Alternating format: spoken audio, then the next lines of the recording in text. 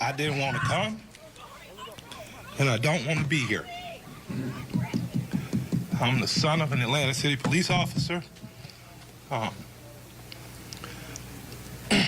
cousin is an Atlanta City police officer, and my other cousin, East Point police officer. And I got a lot of love and respect for police officers, down to the original 8 police officers in Atlanta that even after becoming police had to dress in a YMCA because white officers didn't want to get dressed with niggers. And here we are 80 years later. I watched a white officer assassinate a black man. And I know that tore your heart out. And I know it's crippling. And I have nothing positive to say in this moment, because I don't want to be here. But I'm responsible to be here because it wasn't just Dr. King and people dressed nicely who marched and protested to progress this city and so many other cities. It was people like my grandmother, people like my aunts and uncles who were members of SCLC and NAACP, and in particular, Reverend James Orange, Mrs. Alice Johnson, and Reverend Love, who we just lost last year. So I'm duty-bound to be here to simply say that it is your duty not to burn your own house down for anger with an enemy. It is your duty to fortify your own house so that you may be a house of refuge in times of organization. And now is the time to plot, plan, strategize, organize, and mobilize. It is time to beat up prosecutors you don't like at the voting booth. It is time to hold mayoral offices accountable, chiefs and deputy chiefs. Atlanta is not perfect, but we're a lot better than we ever were, and we're a lot better than cities are. I'm mad as hell. I woke up wanting to see the world burn down yesterday because I'm tired of seeing black men die. He casually put his knee on a human being's neck for 9 minutes as he died like a zebra in the clutch of a lion's jaw. And we watch it like murder porn over and over again. So that's why children are burning to the ground. They don't know what else to do. And it is the responsibility of us to make this better.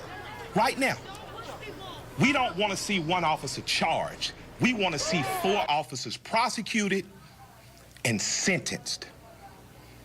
We don't want to see targets burning. We want to see the system that sets up for systemic racism burnt to the ground.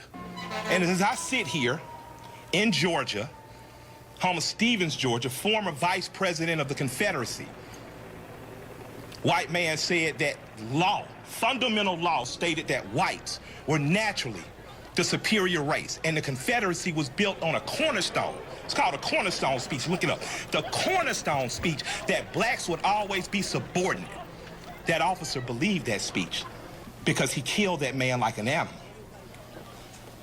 In this city, officers have done horrendous things and they have been prosecuted. This city's cut different. In this city, you can find over 50 restaurants owned by black women. I didn't say minority, and I didn't say women of color. So after you burn down your own home, what do you have left but char and ash? CNN?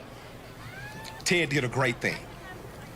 I love CNN, I love Cartoon Network, but I'd like to say to CNN right now, karma's a mother. Stop feeding fear and anger every day.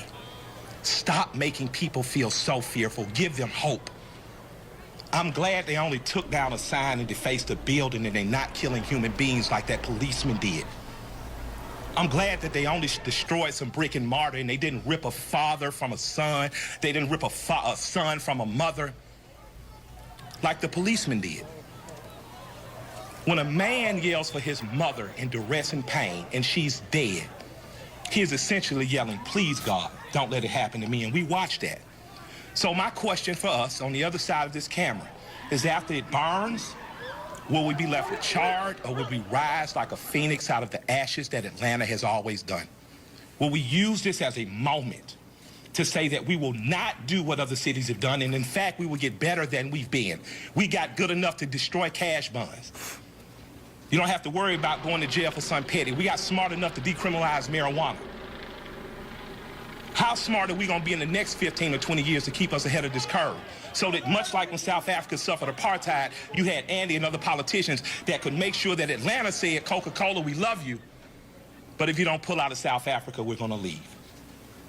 We're not going to drink Coca-Cola anymore. Coca-Cola jumped on their side and apartheid ended. So we have an opportunity now.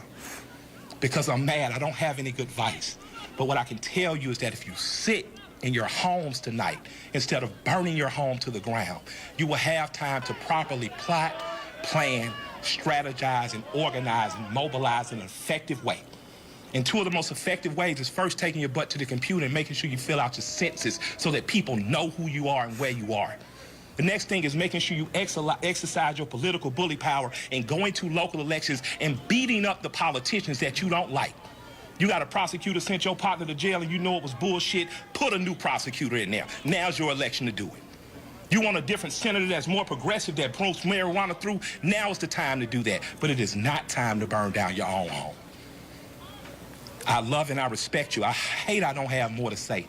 I hate I can't fix it in a snap. I hate Atlanta's not perfect for as good as we are. But we have to be better than this moment. We have to be better than burning down our own homes. Because if we lose Atlanta, what else we got? We lose an ability to plot, to plan, to strategize, to organize, and to properly mobilize. I want you to go home. I want you to talk to 10 of your friends. I want you guys to come up with real solutions. I would like for the Atlanta City Police Department to bring back the Community Review Board, one that Alice Johnson was formerly under Chief Turner. We need a review board here ahead of it before an officer does some stupid shit. We need to get ahead of it. That's my recommendation to my mayor and my chief. Let's get a review board. Let's get ahead of it, and let's give them power. We don't need an officer that makes a mistake once, twice, 3 times, and finally he kills a boy on national TV, and the next thing you know, the country is burning down. We don't need a dumbass president repeating what segregationists said. You start looting, we start shooting. But the problem is some officers black and some people gonna shoot back. And that's not good for our community either. I love and respect you all.